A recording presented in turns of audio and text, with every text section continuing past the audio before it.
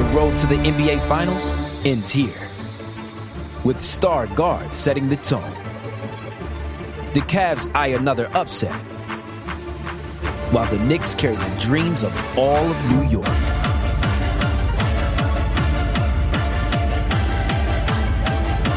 The Eastern Conference Finals continue on ESPN and ABC. I'm interested in a diet for weight loss in the stages of menopause.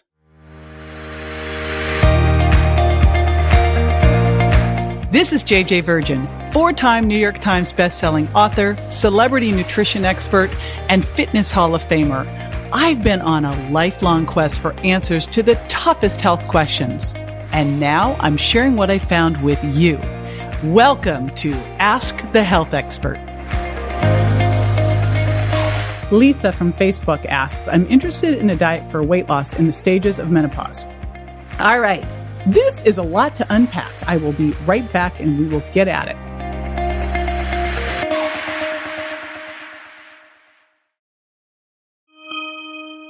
Okay, so when we look at the stages of menopause, there are 3 really when you think about it. There's peri, that means I'm kind of heading in and things are getting squirrely.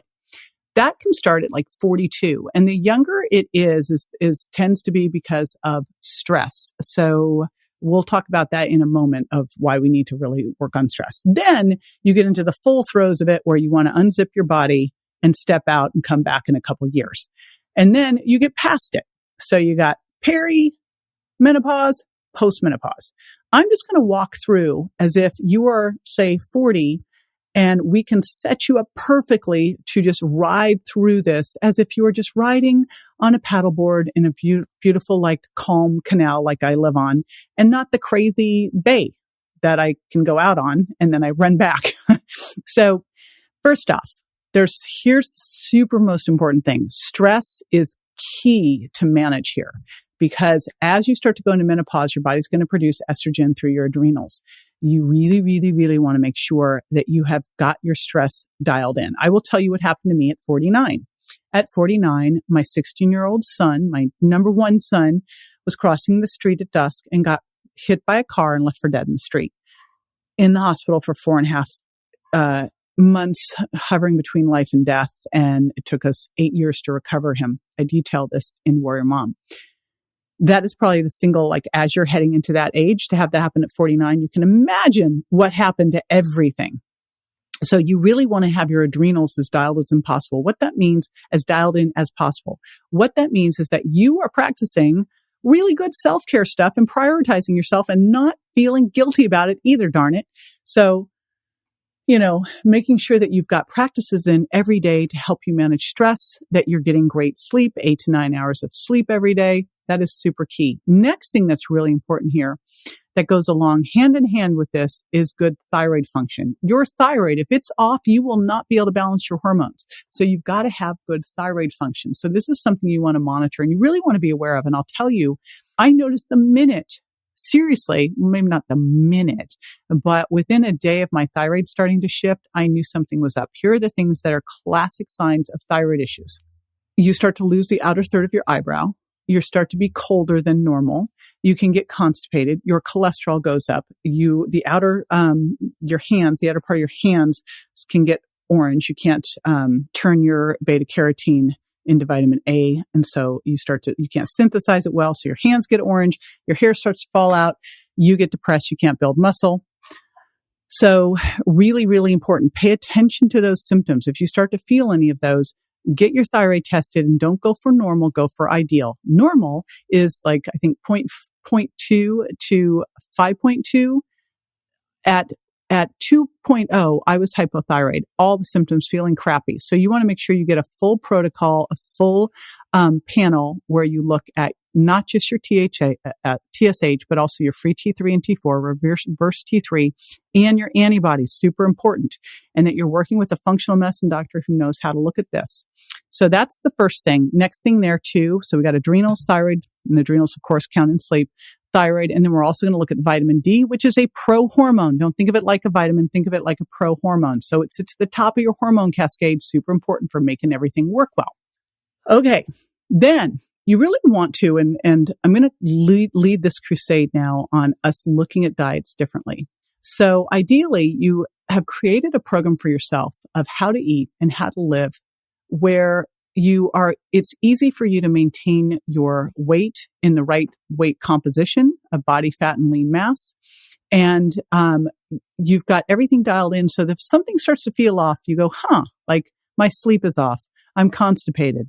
I'm more tired than usual. I'm not recovering from exercise, and you'll know to dig in. So the first thing that we do with that is we're going to look at diets differently. Instead of looking at a diet as something that you're on, or you blew, right? Look at diets as something you do short term to learn something about yourself.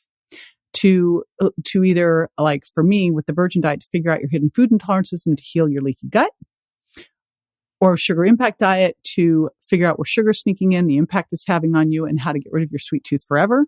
So you're using diets and how to move you from being a sugar burner to a fat burner so you can intermittent fast. So you're using diets to figure out what works there and pull it into your daily, everyday life. Because what you want to do as you're heading into this is really know the best diet for you, but also realize that it may change. Like you might get a leakier gut during this time and have more food intolerances. You might not be able to handle the level of sugar impact that you did before, and you'll have to lower it. When you start to get into this time, you have much less margin for error. And some of the foods that can really be helpful during this time are phytoestrogens. There's a lot of discussion about them, but basically I like to do garbanzo beans, sesame, freshly ground flaxseed meal are great things to add into the diet as phytoestrogens. And then there's a lot of like fruits and veggies that help here too. I also think it's super important to do broccoli sprouts, things that are high in I3C and DIM, to help detox the estrogens, and take DIM Avail as well. And then look at these things too. If you're in the peri or right in menopause, look at black cohosh. That can be super helpful as well. And I am blanking, Vitex. I was like, I'm blanking on the other one, Vitex.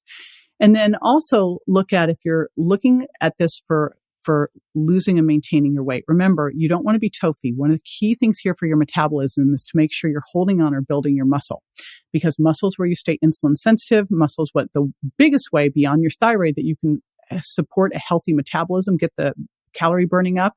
So you want to make sure you're doing that as well. Sometimes we start to age and hormones go down. We can't do that as well.